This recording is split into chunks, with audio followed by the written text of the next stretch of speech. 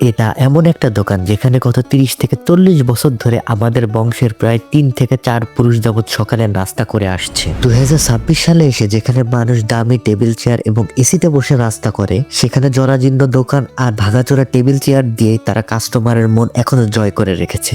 আর এখানে আসা প্রতিটি কাস্টমারের সাথে দোকানদারের সম্পর্কটা এমন যে তারা ঘরে বসে নিজেদের পরোটা খাচ্ছে, আর তাদের দোকানের ডেকোরেশন পছন্দ না হলেও তাদের হাতের ভাজা পরোটা এবং পাতলা ডালের স্বাদ মুখে লেগে থাকার মতো।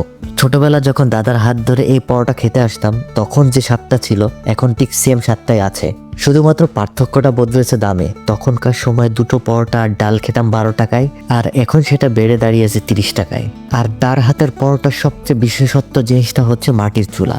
2025-26 সালে এসে এখন হোটেল মালিকরা যেখানে গ্যাসের চুলা আর স্টোভের পিছনে ছুটছে, সেখানে উনি এখনো মাটির চুলাতে রান্না করে যাচ্ছে, যেটা আমার কাছে মনে হয় খাবারের টেস্টকে এক অন্য মাত্রায় নিয়ে গিয়েছে। ডুবু তেলে গরম গরম পরোটা আর কারিগরের হাতের পাতলা ডাল, এটি স্বাদের ব্যাপারে বলতে গেলে আর এই টেস্টের ব্যাপারে বলতে গেলে এটির খাবারও মান বেশ ভালো।